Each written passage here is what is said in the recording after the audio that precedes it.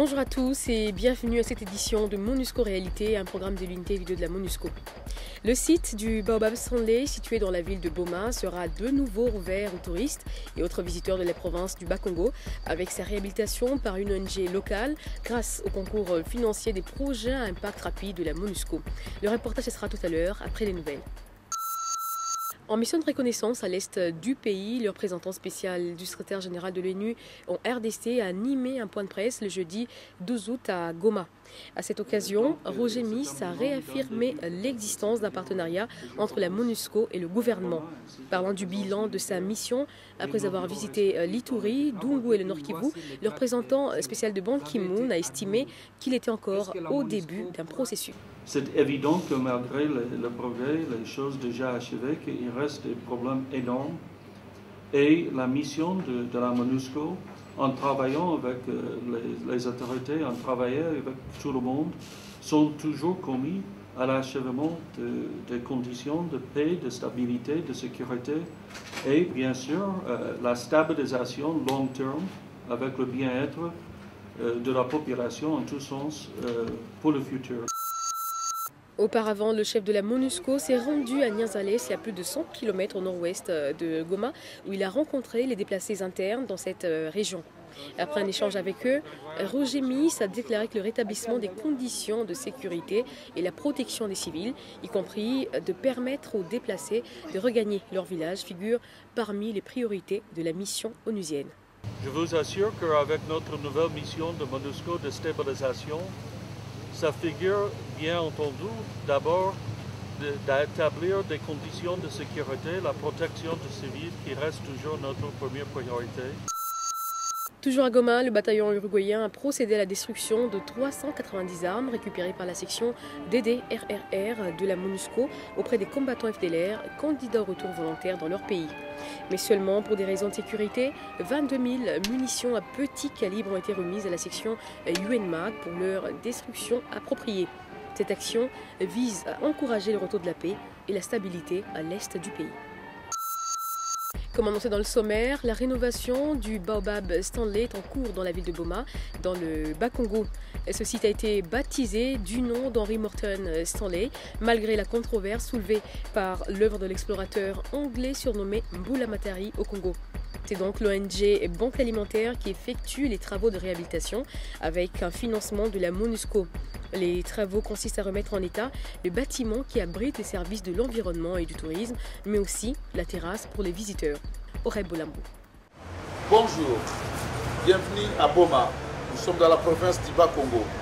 Et je suis au célèbre site appelé Baobab Stanley.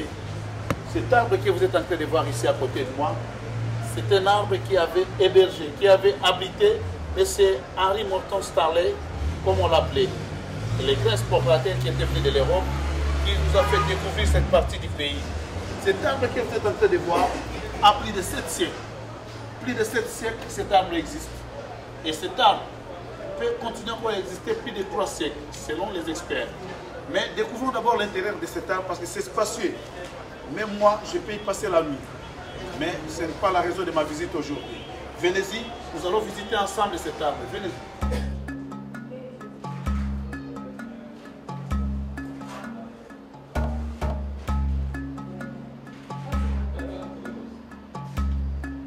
Mais parlez-moi de cet arbre, vraiment, l'historique de cet arbre. Pourquoi vraiment cet arbre ici? Et pourquoi on prête tant d'attention à cet arbre? Oui, l'arbre d'abord, il faut informer les gens que nous sommes dans un arbre ou dans le creux, dans le vide qui est naturel. Le baobab ici, ça attire beaucoup de touristes parce que il y a Henry Morton Stanley, John Lawrence est passé par ici. Il a passé 2 nuits ici dans ces baobabs où nous sommes. C'est ce qui fait que ça attire les gens viennent de temps à autre pour visiter cet arbre.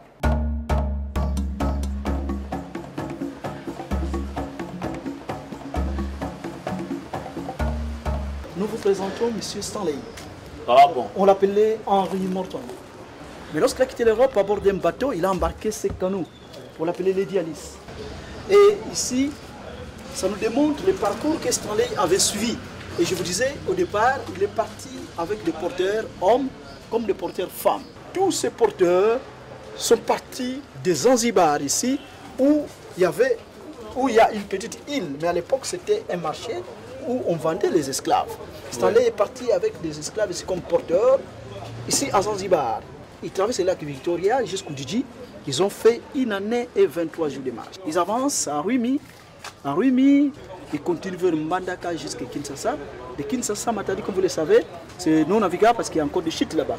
Ils ont démonté, ils ont fait les pieds Sangla, Matadi et Boma.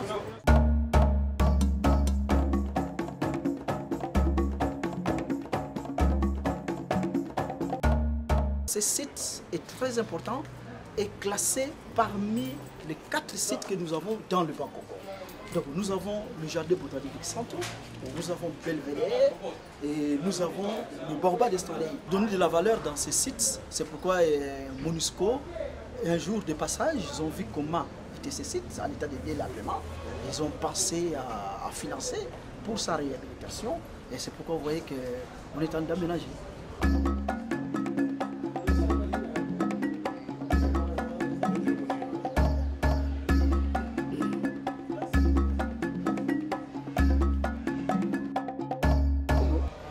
Merci, vous venez là d'entendre vraiment l'histoire du Congo et comprenez que vraiment le Congo, comme on vient de le dire, vraiment, cette partie du pays, c'était la porte de la colonisation ou de l'ouverture du Congo au modernisme.